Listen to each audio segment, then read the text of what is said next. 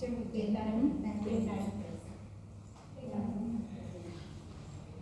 द्या ना तुमचा. हो पेन द्या.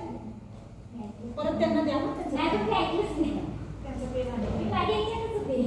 विचारा विचारा. आता बसायला पण जागा नाही आपल्याला. त्याच्यावर आकडे लिहू नका. आकडे टाकले नको. मी टाकले असं ते थोडे टाकले एकदाच टाकायचं.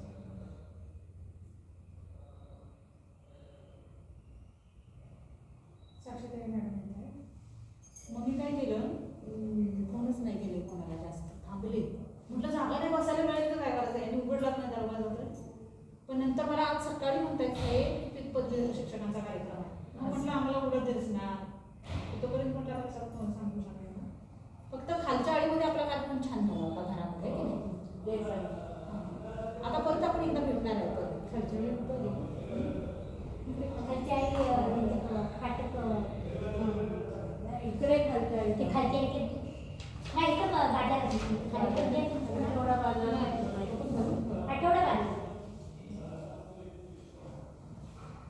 त्या दोघींना फारच वेळ लागतो वाटतं. जरा सांगायला त्या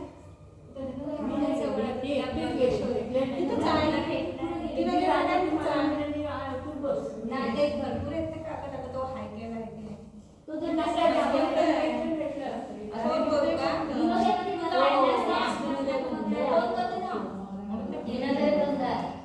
हे बंद नाही चालू आहे. आता आम्ही तिथनं आलो ना चालू होतं. होय काय.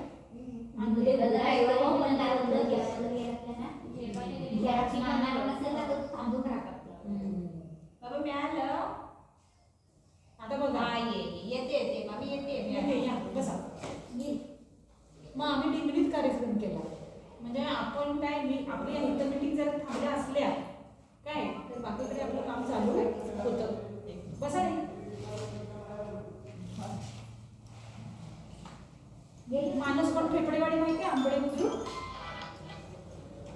माहिती आहे. तुझं ऐकून माहिती आहे. तिथं पण तिथं सगळ्यांनी शपथा घेतली. शपथ आम्ही इथून पुढे विधवा महिलांना समाजात मान सन्मानाने वागू, त्यांच्यावर अन्याय करणार नाही, नवरावाल्यांना त्यांचं हळदी कुंकू पुसायला जाणार नाही. असं किती बायकांनी किती माणसं होती. 150-200 माणसं. कुठे आंबेड बुद्रुक मानसल्या गटाचं पण नाव द्यायचंय ना. होय. आणि त्याच्यानंतर पांगरीमध्ये पांगरी माहिती आहे ना. पांगरी त्या पांगरीमधलं धारेखाली वाडी राधाकृष्णाचं मंदिर आहे ना. तिथे पण कार्यक्रम झाला. तिथं तर 200-250 माणसं. त्यात पुरुष पण होते. सगळा गाव आलेला होता. आणि मग मी त्यांना खूप समजून सांगितलं. आणि तिथे सुद्धा सगळ्यांनी शपथ घेतली. सगळ्यांनी शपथ ती मी लिहूनच काढली होती. तिथं पण सगळ्यांनी शपथ. माझ्याकडे व्हिडिओ आहे त्याचा मी व्हिडिओ त्यांना सांगितलं रेकॉर्ड करा. आता पण आपण जे बोलतो ते रेकॉर्ड होतं. म्हणजे काय होतं की एक राहतं की काय बाबा पांगरीमध्ये कशी लोक बसलेली होती. ती कशी शपथ पुरुष पण होते त्याच्या. आता आमच्या याच्यात पण काय झालं माहितीये. तो हा वारला नाही तो कांजिऱ्यावर इस्त्या कपडीचा भाव वारला. इस्त्या कपडीच्या घरात आता मोठा म्हणजे तोच आहे. इस्त्या कपडीच आहे. आणि त्याचा भाव वारला. तो ऍक्सिडेंट झाला ना तो. तर तो आपल्या भावाला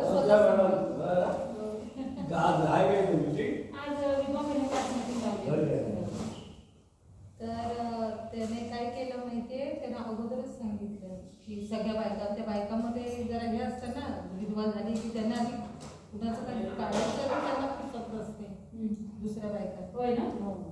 हा ती माहिती आहे. सगळ्यांनाच माहिती आहे. तो अनुभव सगळ्यांनी घेतलाय तो. हा त्यांच्या हाताला नुसतं खाजा लागलेले असतात. कधी काढताय ते बघायला आधी असं असतं.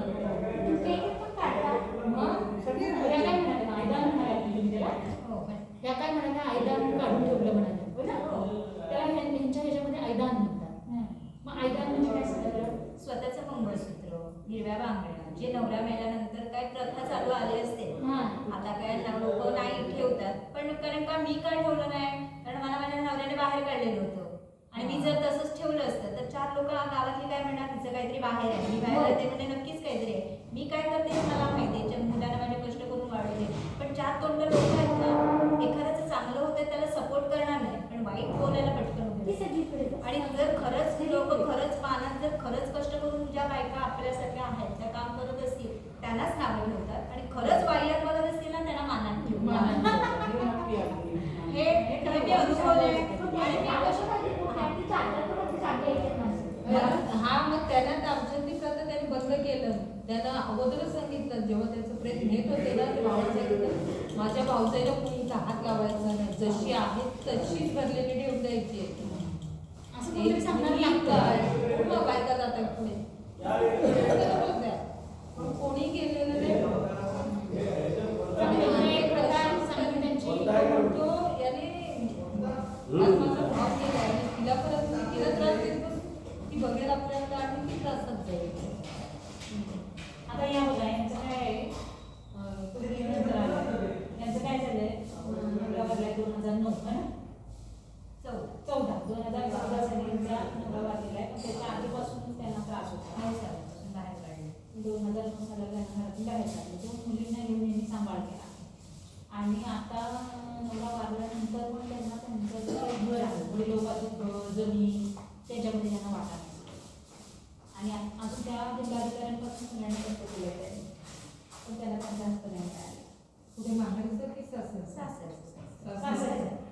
जे हक्काचं आहे ते मिळून त्याचं माहेर जाऊन काय हो, बरोबर आहे. ते पण त्यांचं आहे. ते पण हक्काचं आहे पण पण त्याला भावांच्यात जायचं ना त्यांचं माझं जे स्वतःचं हक्काचं आहे ते मिळून त्याच्या भावांच्याचा मला उपयोग आहे. सासूने आणि नंदाने आणि तिचा हक्कच नाही असं झालं. मी हा काल गेल्या होत्या महाराष्ट्र राज्य महिला आयोगाच्या चाकण करण्यामध्ये त्यांच्या इकडे गेले तर त्यांना सांगितलं की वकिलाकडे मग त्या म्हटल्या बापरे वकिलाकडे जायचं त्यांना जरा पडला मग त्याची सरकारी वकिलाकडे जावं म्हणजे वकिलाकडे गेल्यानंतर त्यांच्या बोलण्यातून त्यांना वाटलं की भविष्यात आता तुम्हाला नाही पैसे मिळणार लागणार आहे पण भविष्यात लागू शकतात.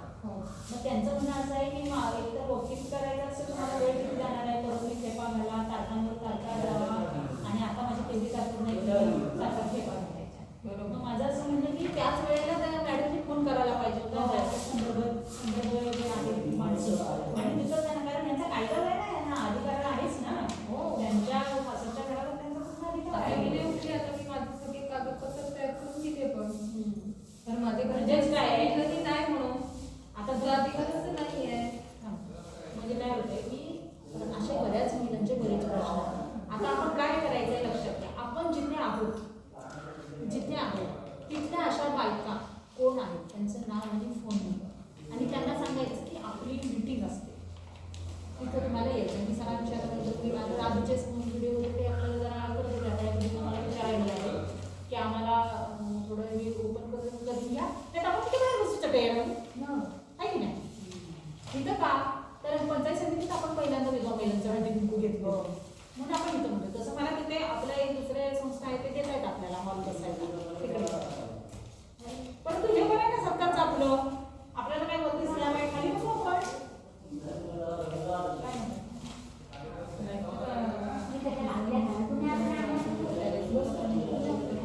आमचा कार्यक्रम आवडला तुम्ही आतमध्ये बाहेर चालला ते आतमध्ये बसणार आहात ना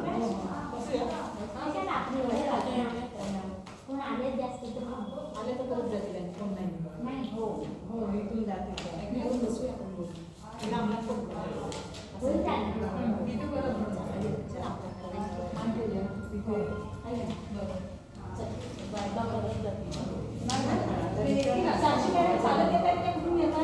चप्पल घालून जाऊया चप्पल असू ना इकडे म्हणूया कोण येणार आहे? कोण येणार सगळं घेतोय तो. मला पडले. व्हिडिओ घ्यायचा तर बाई व्हिडिओ काढायचा तर आहे तो व्हिडिओ तिथे सगळे फोटो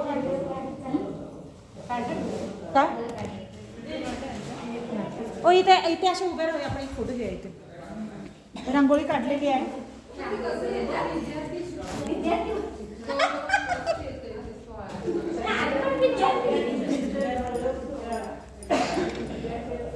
हे बघा चला वापर करूया सगळ्याचा या